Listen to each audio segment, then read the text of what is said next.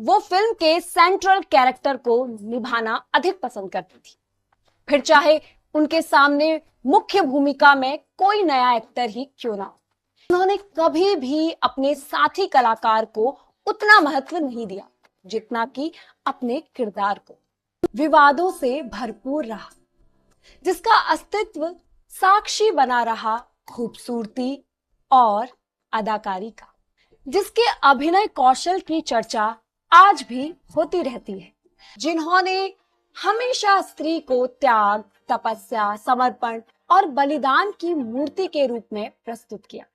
और ऐसे किरदार को निभाने में मीना कुमारी का कभी कोई जवाब नहीं रहा। थमी है इन आंखों में नमी की तरह, चमक उठे हैं अंधेरे भी रोशनी की तरह। आगाज तो होता है, अंजाम नहीं होता, जब मेरी कहानी में वो नाम नहीं होता।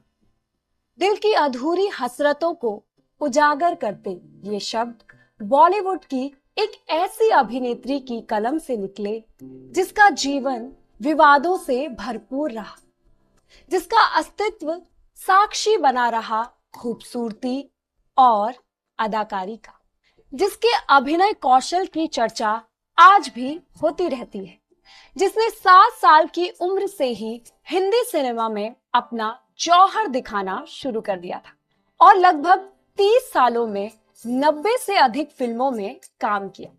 इनमें से ज्यादातर फिल्में उनके शानदार अभिनय के लिए सराही गई, क्योंकि अपनी फिल्मों में उन्होंने भारतीय नारी के विभिन्न स्वरूपों का इंडियन स्क्रीन पर इतनी खूबसूरती से प्रस्तुत किया कि उन्हीं फिल्मों की बदौलत उन्हें ट्रेजेडी क्वीन कहा जाने लगा। लेकिन पर्दे पर उन्हें आज भी मीना कुमारी के नाम से याद किया जाता है। 50s और 60s के डिकेड की स्टार एक्ट्रेस मीना कुमारी, जो आरंभ से लेकर अपने करियर के अंत तक ऐसे फिल्म मेकर्स की पहली पसंद बनी रही जिन्होंने हमेशा स्त्री को त्याग, तपस्या, समर्पण और बलिदान की मूर्ति के रूप में प्रस्तुत किया। और ऐसे किरदार को निभाने में मीना कुमारी का कभी कोई जवाब नहीं रहा, फिर वो चाहे बैजू बावरा की गौरी हो या परिणीता की ललिता, जिनके लिए मीना कुमारी को back to back Filmfare best actress award की ट्रॉफी से सम्मानित किया गया, या फिर 2 बीघा जमीन की ठकुराइन, जो भारत की पहली ऐसी फिल्म थी जिसे कांस फिल्म फेस्टिवल 1954 में पुरस्कृत किया गया था।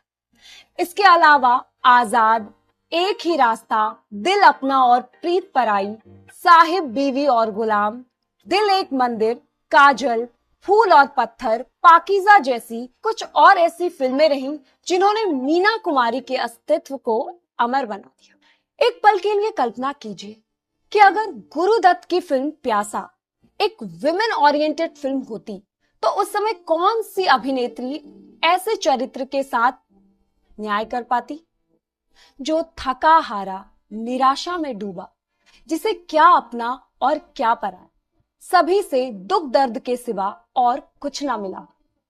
मीना कुमारी के अलावा और किसी के बारे में आप सोच भी नहीं सकते, क्योंकि ट्रेजेडी क्वीन का टाइटल ऐसे ही तो नहीं मिल जाता किसी को। चाहे पर्दे पर निभाई जाने वाली भूमिकाएं हो या निजी जीवन की कड़वी सच्चाई, उनकी नज़में हो या शायरी, जिन्हें वो अकेलेपन में अपनी डायरियों में उकेरा करती थी, उन्होंने जितना दर्द सिल्वर स्क्रीन पर उड़ेला, उससे कहीं अधिक अवसाद उन्होंने घूट घूट करके पिया था। साइलेंट फिल्मों से लेकर आज तक की तमाम नायिकाएं जब भी किसी डिप्रेशन के दौर से निकली तो उसके बारे में बिना हिचकिचाए सार्वजनिक तौर पर खुलकर बातें करती रही। लेकिन मीना कुमारी अकेली एक ऐसी अदाकारा हुई जो अपने ही दर्द और गम पर मर मिटी, जिनकी टूटी तमन्नाओं को बयां किया उनकी कलम ने और उन्हें साझा किया उनकी डायरी के सफेद पन्नों ने। जब जुल्फ की कालिख में घुल जाए कोई राही, बदनाम सही लेकिन गुमनाम नहीं होता, हंस हंस के जवां दिल के हम क्यों ना चुने टुकड़े, हर शख्स के किस्मत में इनाम नहीं होता। हिंदी सिनेमा के स्क्रीन पर बहुत सारी फिल्मों में मीना कुमारी ने भारतीय नारी के ऐसे चरित्र को उभारने का प्रयास किया है जिनमें उसकी मानसिक घुटन और उसकी अंतर्व्यथा को चित्रित किया गया है। इसलिए उन्हें ट्रेजेडी क्वीन का नाम देकर उनकी प्रतिभा को सीमित नहीं किया जा सकता, क्योंकि ट्रेजेडी के अलावा भी उनके अभिनय शैली में कई दूसरे शेड्स भी मौजूद हैं, जैसे कि परिणीता की बंगाली अल्हड़ नवयुवावना, बैजू बावरा की चंचल प्रेमिका, वहीं साहिब बीवी और गुलाम की सामंती, अत्याचार झेलने वाली बहू, और पाकिजा की साहिब जान। इन सभी किरदारों ने दर्शकों के दिलों पर अपनी अमिट छाप छोड़ी है। हिंदी सिनेमा में अक्सर ऐसा होता आया है कि बड़े बड़े और वेल एस्टेब्लिश्ड स्टार्स के साथ काम करने के चक्कर में हीरोइंस अपने स्वयं की भूमिका को उतनी अहमियत नहीं देती, लेकिन मीना कुमारी इस मामले में हमेशा चौकन्नी रही। अभिनय के अपने गौरवशाली सफर में उन्होंने कभी भी अपने साथी कलाकार को उतना महत्व नहीं दिया जितना कि अपने किरदार को। वो फिल्म के सेंट्रल कैरेक्टर को निभाना अधिक पसंद करती थी, फिर चाहे उनके सामने मुख्य भूमिका में कोई नया एक्टर ही क्यों ना हो। जैसे कि 1966 की फिल्म फूल और पत्थर के धर्मेंद्र, जो उस समय तक इतने नए तो नहीं थे मगर कामयाब भी नहीं थे। उससे पहले धर्मेंद्र ने फिल्म काजल में मीना कुमारी के भाई का रोल किया था, और तभी से मीना कुमारी ने शायद धर्मेंद्र में छुपे उस स्टार कलाकार को परख लिया था और फूल और पत्थर के निर्माता निर्देशक ओपी राल्हान को उनका नाम सुझाया था। उससे पहले और उसके बाद भी दोनों ने एक साथ अलग अलग भूमिकाओं में लगभग 7 फिल्में की थी। अपने करियर के पीक पर पहुंचने वाली 50s के दौर की 2 महान अभिनेत्रियां मीना कुमारी और मधुबाला के विषय में कहा जाता था कि मीना कुमारी सिल्वर स्क्रीन पर जब रोती थी तो उनके साथ ऑडियंस भी रोती, और मधुबाला जब हंसती थी तो ऑडियंस भी हंस पड़ती। लेकिन मीना कुमारी में कुछ एक खूबियां ऐसी भी थी जो किसी और नायिका में कभी दिखाई नहीं दी, ना उनसे पहले और ना ही उनके बाद। जैसे कि उनकी बोलती हुई निगाहें, माँ, बहन, बेटी या प्रेमिका जैसे किसी भी किरदार में आसानी से ढल जाने वाली उनकी मेस्मराइजिंग पर्सनैलिटी। 1 अगस्त 1932 को मीना कुमारी का जन्म बॉम्बे में हुआ था। उनका पैदाइशी नाम था महजबीन। दुखों से जैसे उनका बचपन से ही नाता जुड़ गया था, और शायद यही वजह रही कि परेशानियों से जूझने के पाठ उन्होंने कच्ची उम्र से ही पढ़ लिए थे। उनके पिता का नाम था अली बख्श, जो कि पारसी थिएटर के एक निहायत ही अनुभवी कलाकार और म्यूजिशियन थे। लेकिन सफलता की सीढ़ियां चढ़ पाना शायद उनके भाग्य में ही नहीं था, और इसीलिए तंगहाली ने कभी भी उनके परिवार का पीछा नहीं छोड़ा। इसी के चलते महजबीन की पढ़ाई भी नहीं हो सकी। मीना कुमारी की नानी हेम सुंदरी कलकत्ता के टैगोर फैमिली से जुड़ी हुई थी। वो दरअसल गुरु रविंद्रनाथ टैगोर की भतीजी थी। हेम सुंदरी की अर्ली एज में ही शादी हो गई थी, जिससे कुछ साल बाद ही उनके हस्बैंड की डेथ हो गई। तो वो मेरठ चली गई और वहां नर्स की नौकरी करने लगी। मेरठ में उनकी मुलाकात एक उर्दू जर्नलिस्ट प्यारे लाल शाकिर से हुई, जिसने इस्लाम छोड़कर क्रिश्चियनिटी कबूल कर ली। हेम सुंदरी और प्यारे लाल ने लव मैरिज कर ली। प्यारे लाल से हेम सुंदरी को 2 बेटियां, उन्हीं में से एक थी प्रभावती, जो कि मीना कुमारी की मां थी। शादी से पहले प्रभावती कामिनी नाम से स्टेज डांस किया करती थी, जहां अली बख्श से उनका अफेयर हो गया और दोनों ने शादी कर ली, जिसके बाद प्रभावती ने अपना धर्म परिवर्तन कर लिया और इकबाल बेगम बन गए। इस तरह अदाकारी के गुण मीना कुमारी को विरासत में मिले और अपने इसी हुनर को उन्होंने अपने परिवार की आमदनी का सोर्स भी बनाया। लगभग 7 साल की उम्र से ही उन्होंने चाइल्ड एक्टर के तौर पर फिल्मों में काम करना शुरू कर दिया, जिसके चलते बढ़ती उम्र के साथ साथ उनकी परफॉर्मेंस में और भी निखार आता गया। डायरेक्टर विजय भट्ट ने उन्हें फर्स्ट टाइम अपनी 1939 की फिल्म लेदरफेस में चाइल्ड एक्टर के तौर पर कास्ट किया था और उनके पहले दिन की कमाई थी 25 रुपए।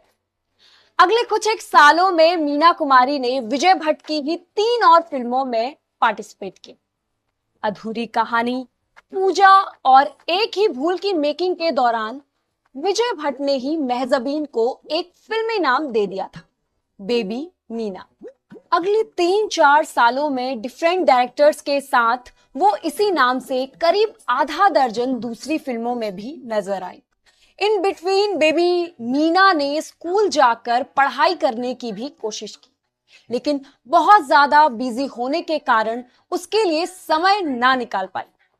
फिर भी अपने पढ़ने की ललक को उन्होंने बनाए रखा और प्राइवेट ट्यूशंस के जरिए काम के साथ साथ पढ़ाई भी करती रही। इस तरह जल्दी ही उन्होंने उर्दू, हिंदी, इंग्लिश जैसी भाषाओं पर अपनी मजबूत पकड़ बना ली। ये उनका पैशन ही था कि शूटिंग करते समय अपने सेट पर भी वो पढ़ती रहती थी, जिसके लिए लोग उन्हें रीडिंग मेहजबीन भी कहने लगे थे। मीना कुमारी उस वक्त मुश्किल से 13 साल की रही होंगी जब उन्होंने हीरोइन के रूप में अपनी पहली फिल्म साइन की, और वो फिल्म थी बच्चों का खेल, जिसमें उनके अभिनय की तो सराहना हुई, लेकिन उसके दम पर उन्हें किसी बड़े फिल्म मेकर्स ने अप्रोच नहीं किया और वो सी ग्रेड की फिल्में करने पर मजबूर हो गई, क्योंकि घर चलाने का पूरा दारोमदार उन्हीं के कंधों पर टिका हुआ था।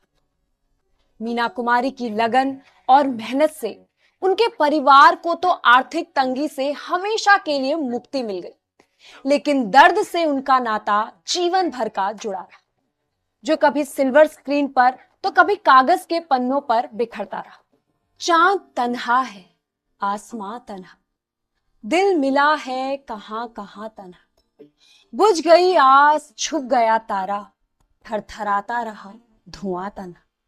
1946 से लेकर 1952 तक मीना कुमारी ने श्री गणेश महिमा, हनुमान पाताल विजय, अलादीन और जादुई चिराग जैसे कुछ माइथोलॉजिकल और स्टंट फिल्में भी की, जिससे उन्हें काफी लोकप्रियता भी मिली। और इन्हीं फिल्मों की कामयाबी से उन्होंने बांद्रा में एक नया घर और एक सेकेंड हैंड कार भी ले ली। उनकी फाइनेंशियल पोजीशन भी स्मूथ हो गई थी। फिर भी वो अपने इस तरह के किरदार और अदाकारी से संतुष्ट नहीं थी। वो ऐसी फिल्में करना चाहती थी जिसमें अदाकारी उनकी पहचान बने, जो स्टंट और माइथोलॉजिकल जैसी बी ग्रेड की फिल्मों की इमेज से उन्हें बाहर निकाल सके। फाइनली उनकी तमन्ना पूरी हुई 1952 में, जब उनके पसंदीदा डायरेक्टर विजय भट्ट ने उन्हें बैजू बावरा में कास्ट किया।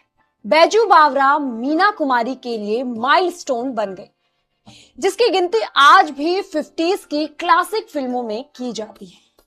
इसके अलावा बैजू बावरा ब्लॉकबस्टर होने के साथ साथ मीना कुमारी के लिए फिल्म फेयर बेस्ट एक्ट्रेस का पहला अवार्ड भी लेकर आई।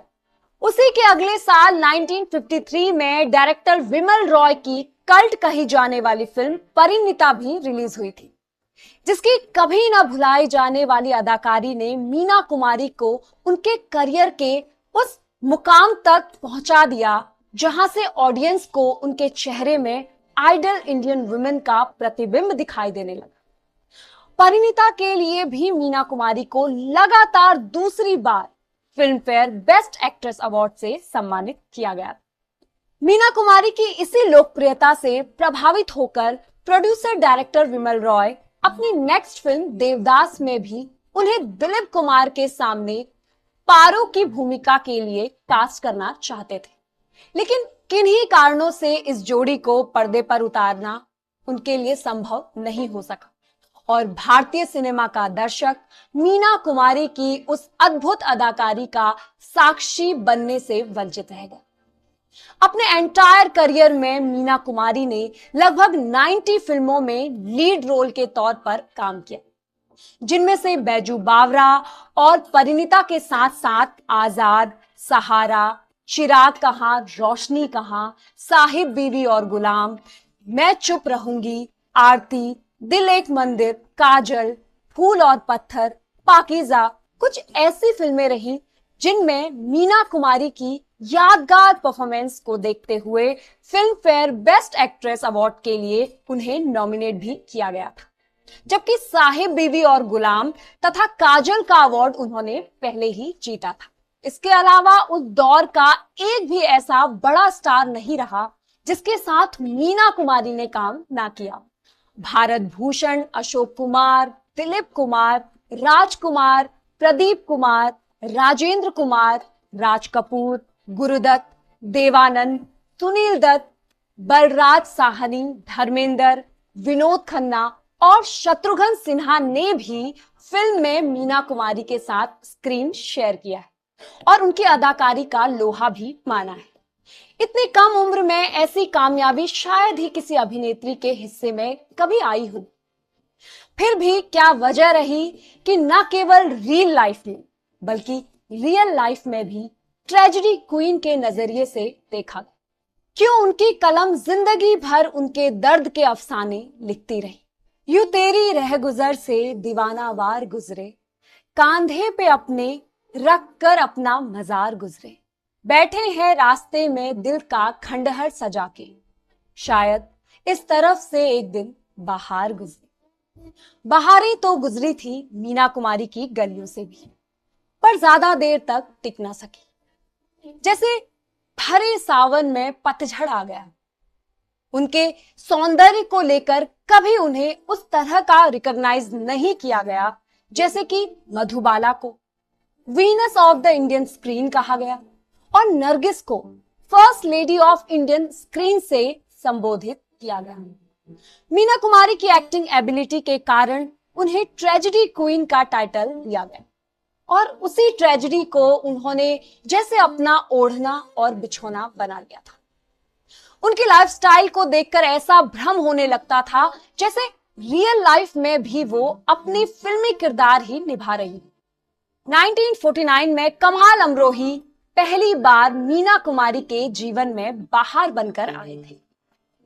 उसी साल डायरेक्टर के तौर पर उनकी पहली फिल्म महल ब्लॉकबस्टर हो चुकी और इमीडिएटली नेक्स्ट फिल्म प्लान कर रहे थे अनारकली, जिसके टाइटल रोल के लिए वो मीना कुमारी को ही कास्ट करना चाह रहे थे और मीना कुमारी भी उनके साथ काम करने के लिए बेताब थी। अनारकली को लेकर ही दोनों के मिलने जुलने का सिलसिला शुरू हो गया था, लेकिन इसी दौरान पुणे से बॉम्बे आते समय मीना कुमारी का कार एक्सीडेंट हो गया और उन्हें पूना के ही एक हॉस्पिटल में एडमिट करा दिया गया था। कमाल अमरोही जब उनकी कुशलता का समाचार जानने उस अस्पताल में पहुंचे तो मीना की छोटी बहन ने उन्हें बताया कि आप जूस नहीं पी रही। इस पर कमाल अमरोही ने खुद जूस से भरा गिलास लेकर मीना के पास गए और पूरे अधिकार के साथ एक हाथ से उनका सर उठाकर दूसरे हाथ से जूस का गिलास उनके होठों से लगा दिया और मीना ने एक ही सांस में पूरा गिलास खाली कर दिया।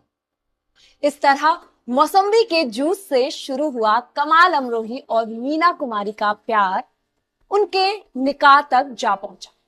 ये जानते हुए भी कमाल अमरोही पहले से ही शादीशुदा है।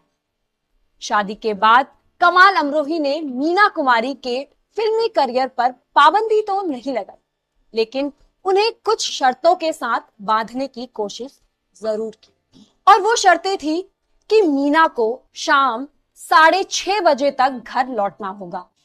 उनके मेकअप रूम में मेकअप मैन के अलावा कोई दूसरा मर्द नहीं बैठेगा और मीना कुमारी सिर्फ अपनी ही कार में सफर करेगी। लेकिन मीना कुमारी ने जिस दिन इन शर्तों पर अपने हस्ताक्षर किए उसी दिन से उन्हें तोड़ना भी शुरू कर दिया। वो राज कपूर के साथ एक फिल्म कर रही थी शारदा। उसी की शूटिंग के दिनों में एक दिन राज कपूर ने मीना को एक पार्टी में इनवाइट किया जिसके लिए हां कहकर उन्होंने कमाल को फोन लगाया और बता दिया कि शूटिंग एक्सटेंड हो जाने के कारण वो देर से घर लौटेंगे। लेकिन अगले दिन जब कमाल को उनके इस झूठ का पता चल गया, कमाल ने उनसे झूठ बोलने की वजह जाननी चाहिए। उन्होंने कह दिया कि वो उन्हें डिस्टर्ब नहीं करना चाहती थी। इस दौरान कुछ और ऐसी घटनाएं हुई जिसने दोनों के बीच की दूरी बढ़ा दी, जिसका एग्जाम्पल सोहराब मोदी की एक फिल्म के प्रीमियर पर देखने को मिला, जिसमें महाराष्ट्र गवर्नमेंट के गवर्नर को भी आमंत्रित किया गया था। सोहराब मोदी ने मीना कुमारी और कमाल अमरोही को गवर्नर साहब से मिलाते हुए कहा कि ये मशहूर अभिनेत्री मीना कुमारी है और उनके पति कमाल अमरोही। इससे पहले कि दोनों एक दूसरे को नमस्ते करते, कमाल अमरोही ने तुरंत कहा कि नहीं, मैं कमाल अमरोही हूं और ये मेरी पत्नी है मशहूर अदाकारा मीना कुमारी। इतना कहकर कमाल अमरोही सिनेमा हॉल से बाहर चले और मीना कुमारी को अकेले बैठकर वो फिल्म देखनी पड़ी। लेकिन इसके बाद उन्होंने तय कर लिया था कि अब वो लौटकर कभी भी कमाल अमरोही के घर नहीं जाए। उसी रात मीना कुमारी महमूद के घर चली गई और खुद को एक कमरे में बंद कर लिया। अगले दिन जब कमाल अमरोही उन्हें मनाने आए और दरवाजा पीट पीट कर थक गए, लेकिन मीना कुमारी ने दरवाजा नहीं खोला। आखिर में कमाल ये कहकर वहां से चले गए कि मैं अब जा रहा हूं और कभी लौटकर नहीं आऊंगा। तुम्हें मनाने के लिए मैं जितनी कोशिश कर सकता था किया, मगर तुम नहीं माने। पर इसका मतलब ये नहीं है कि तुम्हारा मुझ पर कोई हक नहीं। हमारे घर के दरवाजे तुम्हारे लिए खुले हैं और हमेशा खुले रहेंगे। जब भी दिल करे आ जा। इस घटना के बाद वो दोबारा कभी एक छत के नीचे नहीं रहे। वैसे दोनों का ऑफिशियल डाइवोर्स भी कभी नहीं हुआ, लेकिन उनके संबंधों की दरार मरते दम तक बनी रही।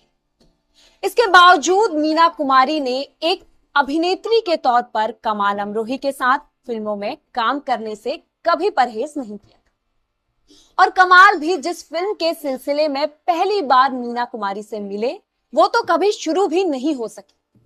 इसलिए उनके डायरेक्शन में अभिनय करने की मीना की चाहत भी अधूरी रह गई थी। लेकिन इस अधूरी चाहत को पूरा कर दिया पाकीज़ा ने।